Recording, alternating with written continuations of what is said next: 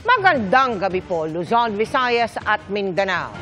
Naglandfall na sa Santa Ana, Cagayan ang bagyong Marce na ayon sa pag-asa ay posibleng maging isang super typhoon. Binayo ng malakas na ulan, hangin at daluyong ang probinsya na bumabangon pa lamang sa gupit ng bagyong Christine at Leon.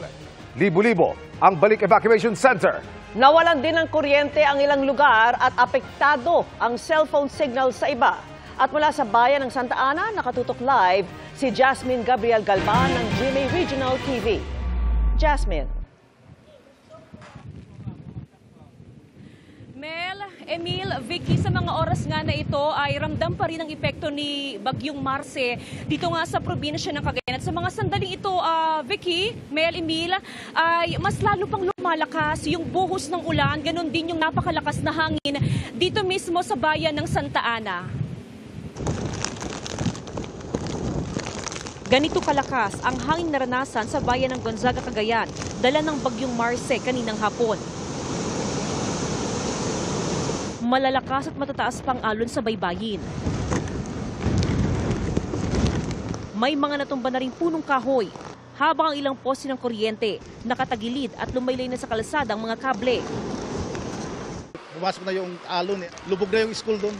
Sa sobrang lakas ng hangin mga kapuso ay epektado na ng storm surge ang ilang kabahayan dito sa Barangay Caruan, Gonzaga, Cagayan. Yung tubig mga kapuso o yung daluyong mula sa dagat ay dumiretso na dito ho sa isang eskwelahan. Makikita ho ninyo yung tubig ay patuloy pong tumataas at apektado na ho ang paaralan po na ito. Pinasok na rin daluyong ang mga bahay at paaralan na malapit sa Dalampasigan. Galing sa dagat to, ma'am. Oo, inabot na ho yung bahay. Oo, ma'am. Ano yun? Talaga malakas naman ang alon, ma'am. Ba't hindi pa ho kayo lumikas? Nakasanayan namin na dito, ma'am. Ang ilang bahay, halos matuklap ang mga yero. Meron ding nilipad mula sa isang establishmento. Malakas din ang ulan sa bayan ng Camalaniugan, kung saan halos umabot na sa katuturan, Mabangot Bridge ang tubig. Nawalan na rin ng supply ng kuryente sa ilang bayan sa probinsya, gaya ng Santa Ana, Bugay, Lasam, Lalo, Bagao at Alakapan. Pahirap pa naman ang communication line sa bayan ng Kalayan. As of 10 a.m. ngayong araw, mahigit 5,000 pamilya na inilikas at nasa mga evacuation center. Kabilang sa kanila si Aling Merlita, nakasama ang kanyang mga kapatid, anak at apo na lumikas kagabi. Mahirap doon sa Caruan. Pero may mga residente ring ayaw iwan ng kanilang mga bahay gaya ni Chinky. Natatakot kaming iwanan tong mga bahay namin, ma'am. Sa bayan ng Santa Ana, kung saan naglandfall kaninang 3:40 ng hapon ng Bagyong Marce, puwersahan ng inilikas ang mahigit sa 100 pamilya sa Barangay Palawig. Natatakot naman sila kasi kagaya nung nakaraang bagyo, ang laki ng ulan, nakarating sa mga bahay nila. Patuloy na nakamonitor ang otoridad sa iba't ibang bayan sa Cagayan. Mahigpit din ang monitoring sa antas ng tubig sa Cagayan River na lampas na sa alert level.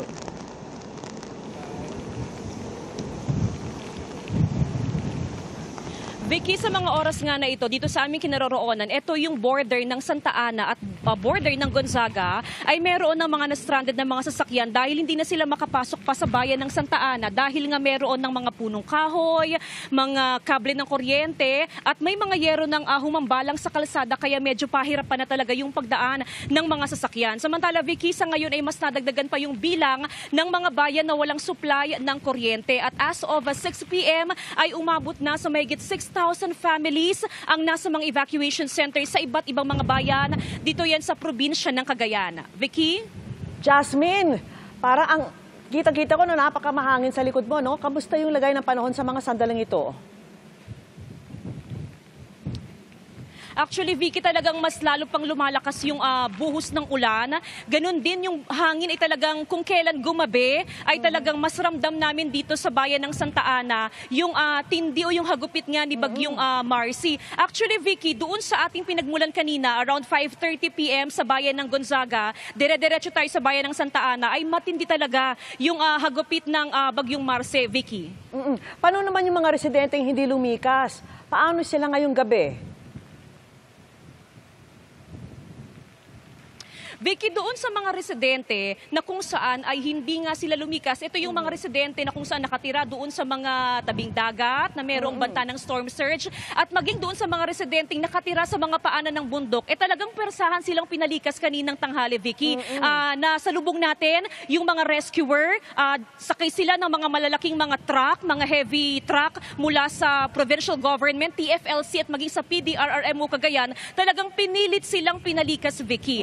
So ang mga natira lamang doon sa kanilang mga bahay, at least yung mga residenteng medyo safe at sila ay from time to time ay minomonitor naman ng otoridad sa kanilang mga barangay. Kaya doon sa mga dangerous na mga lugar, Vicky, puwersahan silang pinalikas simula 1:00 ng hapon hanggang 3:00 ng hapon, Vicky. Jasmine, yung mga nasa evacuation center, kamusta naman ang sitwasyon? Sapat ba yung pagkain, mga supplies at mga inuming tubig?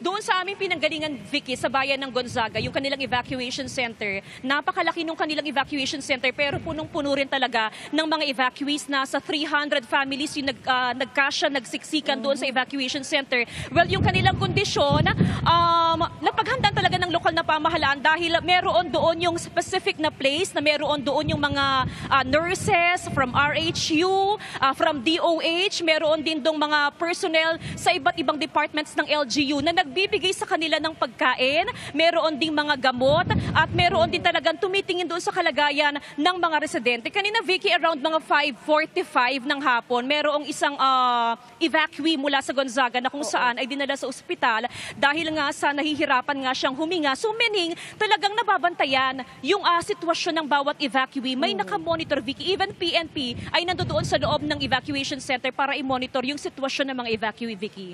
Sige, maraming salamat sa mga update mo at ingat kayo dyan, Jasmine Gabriel Galban ng GMA Regional TV.